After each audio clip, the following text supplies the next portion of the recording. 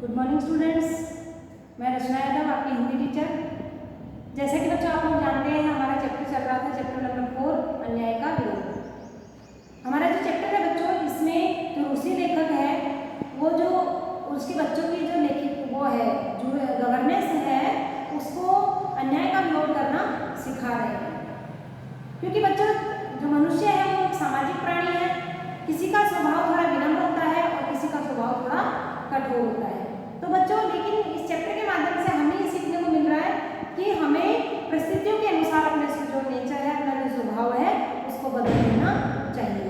तो इसमें जो लेखक है एंटन चेखोव, वो हमें इस चैप्टर के माध्यम से यही बताना चाहते हैं कि हमें हमेशा गलत चीज़ का विरोध करना चाहिए, दबकर नहीं रहना चाहिए। तो बच्चों हम हमारा जो चैप्टर है वो शुरू करते हैं, लेकिन चैप्टर शुरू करने से पहले मैंने आपके सामने कुछ शब्दार्थ लिखे हैं जो मैं आपको अभी बताऊंगी।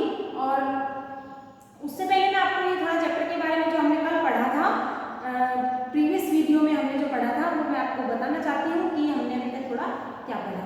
कि बच्चों आपको पता है कि जो लेखक है वो जूलिया को कमरे में बुलाते हैं और कहते हैं कि मैं तुम्हारी जो तनख्वाह है उसका हिसाब करना चाहता हूँ, क्योंकि तुम बिना मांगे तो पैसे मांगती, बिना कहे तो पैसे मांगती ही नहीं हो।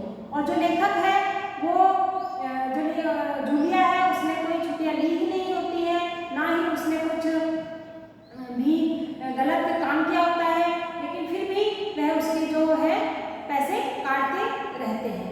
और वो जो जूलिया है वो उसकी किसी भी बात का विरोध नहीं करती है।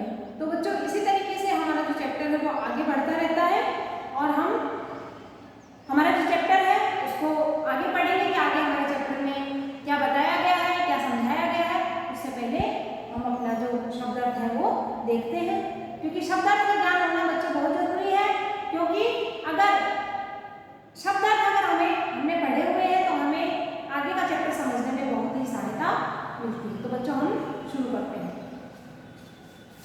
बच्चों हमारा पहला शब्द है अनर्थ। अनर्थ का तो बच्चों हमारा पहला शब्द है, एक बार वापस रिपीट करती हूँ मैं, अनर्थ। अनर्थ का अर्थ होता है बुरी बात। इसी तरीके से बच्चों हमारा दूसरा शब्द है दब्बू। दब्बू का अर्थ होता है जो दूसरों से दबे। ठीक है बच्चों। तीसरा हमारा शब्द है अस्तित्व। अस्तित्व का अर्थ होता है हस्ती। ठीक है। इसी प्रकार हमारा अगला शब्द है तनख्वाह। तनख्वाह का अर्थ होता है वेतन। हमारा नंबर 5 में शब्द है हड़पना। हड़पना का अर्थ होता है कपट से ले लेना। अगला शब्द है हमारा बच्चों भीरू। भीरू का अर्थ होता है डरपोक। हमारा लास्ट शब्द है बच्चों निर्मम। निर्मम का अर्थ होता है कठोर। तो बच्चों जैसे कि आपने अभी शब्दार्थ समझे हैं, इसी प्रकार अब आप लोग अपनी बुक निकाल लीजिए और हम हमारा जो आगे का चैप्टर है वो बुक के माध्यम से अब शुरू करते हैं। तो बच्चों आपने अपनी बुक निकाल ली है, पेज नंबर 27 निकालिए बच्चों। निकाल लिया? तो बच्चों हम हमारा चैप्टर शुरू करते हैं। तो बच्चों आपने देखा कि जो लेखक है वो जूलिया के जो उससे छुट्टियां ली ही नहीं थी, कोई नुकसान भी उसने नहीं किया था, लेकिन फिर भी जो लेखक है उसके पैसे काटता रहता है। इसी प्रकार जो जूलिया है ये सब सुनकर के उसकी आंखों में आंसू टपकने लगते हैं और लेकिन वो धीरे से गला साफ करती है कुछ कहने के लिए, लेकिन उसके जो मुंह से है वो एक भी शब्द नहीं निकल पाता है। इसी बीच लेखक कहता है कि उसे कुछ याद आ रहा है। उसने डायरी में लिखा था कि जो जूलिया है उसने 1 जनवरी को एक चाय की प्लेट तोड़ी थी जो कि बहुत कीमती थी, लेकिन फिर भी वो कहता है कि चलो फिर भी मैं उसके तुम्हारे 2 ही रूबल काटूंगा।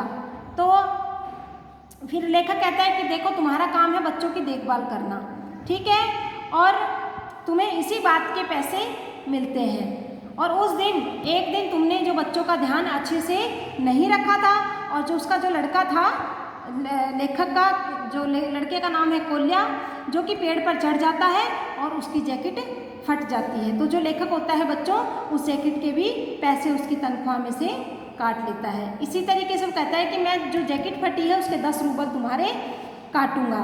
और इस तरह लापरवाही के कारण तुम्हारी, लेखक कहता है जूलिया से कि तुम्हारी इसी लापरवाही के कारण जो नौकरानी है उसने वान्या उसकी लड़की है बच्चों, लेखक की, कि वो कहता है कि तुम्हारी लापरवाही के कारण जो नौकरानी है उसने वान्या के जूते चुरा लिए थे और तुम अपना ठीक से काम नहीं करोगी तो मैं तुम्हारे तो पैसे काटूंगा ही ना। तो जूतों के वो काटता है उसके 5 रूबल। तो कहता है कि और मुझे याद आ रहा है कि 10 जनवरी को मैंने तुम्हें 10 रूबल दिए थे। लेकिन जो बच्चों जो जूलिया होती है वो कहती है कि मुझे तो कुछ भी याद नहीं है, धीरे से कहती है, वो कहती है कि मुझे तो कुछ भी याद नहीं आ रहा है। और फिर लेकिन जो लेखक कहता है क्या मैं झूठ बोल रहा हूँ? अगर तुम्हें ये लगता है कि मैं झूठ बोल रहा हूँ तो मैं मेरी डायरी दिखा सकता हूँ, तुम्हें विश्वास नहीं हो तो लेकिन जो जूलिया होती है वो कहती है कि नहीं, अगर आप कह रहे हैं तो आपने दिए ही होंगे। तो जो लेखक है वो कठोर स्वर में कहता है कि तो ठीक है, तुम्हारे माइनस करो, घटाओ, 27 और 41 कितने बचे? 14, ठीक है। तो जो जूलिया होती है उसकी आंखों में आंसू तैरने लगते हैं और वो कांपती हुई आवाज़ में बोलती है, वो कहती है कि मुझे तो अभी तक एक ही बार पैसे मिले हैं जो कि आपकी पत्नी ने मुझे दिए थे, और वो दिए थे सिर्फ 3 रूबल, ज़्यादा मुझे कुछ याद नहीं है। तो जो लेखक होता है वो कहता है कि अच्छा, मतलब कि आश्चर्य से कहता है कि जैसे उसे पता नहीं है। वो कहता है कि अच्छा, इतनी बड़ी बात मेरी पत्नी ने मुझे बताई नहीं, तुम्हारी मालकिन ने मुझसे छुपाई, तो ठीक है, मैं ये 3 रूबल भी जो है वो डायरी में लिख लूँगा। और तो 14 में से 3 और घटा दो तो तुम्हारे कितने बचते हैं? 11 रूबल। तो लो भाई, ये तुम्हारी तनख्वाह के बचे हुए 11 रूबल। तो ठीक है, इसे अच्छे से गिन लो।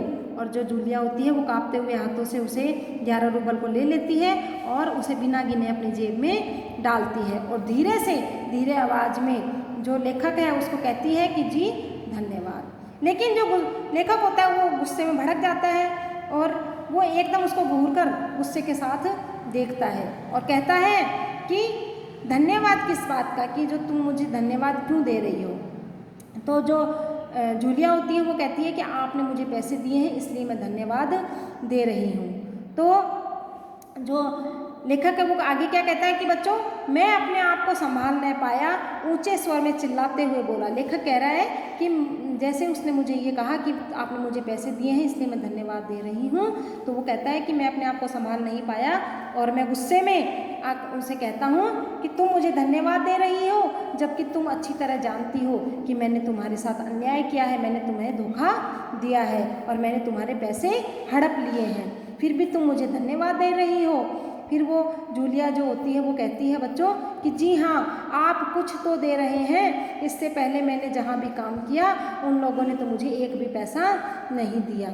उसकी इस बात ने मेरे क्रोध को शांत करते। जो लेखक है बच्चों वो कह रहा है कि जब जूलिया ने ये कहा कि आप मुझे कुछ तो पैसे दे रहे हैं लेकिन जहाँ अभी तक मैंने काम किया वहाँ पर लोगों ने मुझे कुछ भी पैसे नहीं दिए, और उसकी इस बात को सुनकर के जो लेखक का गुस्सा होता है वो थोड़ा शांत हो जाता है। तो अब लेखक आगे देखो क्या कहता है कि उन लोगों ने तुम्हें एक भी पैसा नहीं दिया जूलिया, यह बात सुनकर मुझे आश्चर्य नहीं हो रहा है। मैंने धीमे स्वर में कहा, जूलिया मुझे इस बात के लिए माफ़ कर देना कि मैंने तुम्हारे साथ एक छोटा सा क्रूर मजाक किया, पर मैं तुम्हें सबक सिखाना चाहता था। मैं तुम्हारा एक भी पैसा नहीं काटूंगा। देखो यह तुम्हारे 80 रूबल रखे हैं, मैं अभी इन्हें तुम्हें दूंगा। लेकिन जूलिया, क्या ज़रूरी है कि मनुष्य भला कहलाए जाने के लिए इतना दब्बू, भीरू और बोधा बन जाए कि वो अन्याय का विरोध तक न करे? तो लेखक बच्चों, इसमें लेखक हमें क्या कह रहा है कि पहले तो उसने कहा कि मुझे तुम्हारी इस बात का कोई आश्चर्य नहीं हो रहा है कि उन लोगों ने तुम्हें पैसे नहीं दिए, क्योंकि लेखक जानता है ना उसका स्वभाव कैसा है, क्योंकि वो किसी चीज़ का गलत का विरोध करती ही नहीं है। तो लोगों ने उसका इसी चीज़ का फ़ायदा उठाया और उसे कभी भी उसकी तनख्वाह या उसके मेहनत के पैसे कभी उसे नहीं दिए हैं। तो जो लेखक है वो उसे कह रहा है कि क्या मनुष्य का ऐसा स्वभाव होना ज़रूरी है? क्या ऐसा अच्छा इंसान कहलाने का क्या फ़ायदा जो कि हमें हमेशा के लिए दूसरों के सामने दबाकर रखे? तो जो आगे कहता है कि अन्याय का विरोध न करे, खामोश रहे और सारी जातियाँ सहता जाए। नहीं, इस तरह चुप रहने से कुछ न होगा।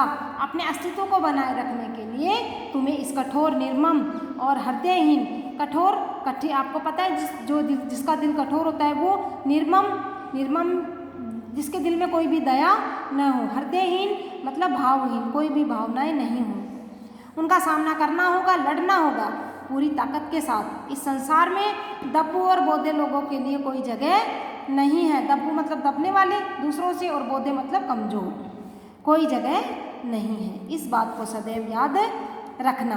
तो जो लेखक है वो बच्चों उसको कह रहे हैं कि जो जूलिया, तुम हमेशा अन्याय का विरोध करना सीखो, हमेशा हर जगह पर वो जो है दब के मत रहा करो। तो बच्चों हमारा जो चैप्टर है उसका मूल्य देखते हैं कि हमें अन्याय का विरोध करना चाहिए और शालीनता भी रखनी चाहिए। शालीनता भी जरूरी है और अन्याय का विरोध करना भी जरूरी है।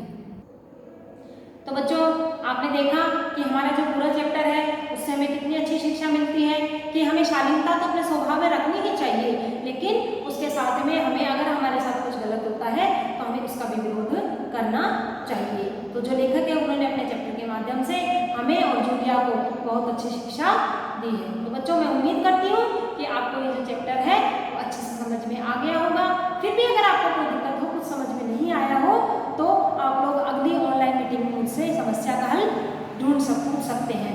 और बच्चों आपका जो होमवर्क है वो मैं आपको PDF के थ्रू भेजूंगी, जो आपको अच्छे से सुंदर राइटिंग में बिल्कुल सफाई से आपको अपनी नोटबुक में करना है और उसे अच्छे से लर्न भी करना है। और बच्चों मैंने आपको जो चैप्टर समझाया है इसको आपको अच्छे से रीड करना है और समझना है, और इसकी जो वर्ड मीनिंग है उन्हें अच्छे से याद भी करना है। और अगला जो हमारा चैप्टर है बच्चों वो हम आगे का वो हम नेक्स्ट वीडियो में पढ़ेंगे।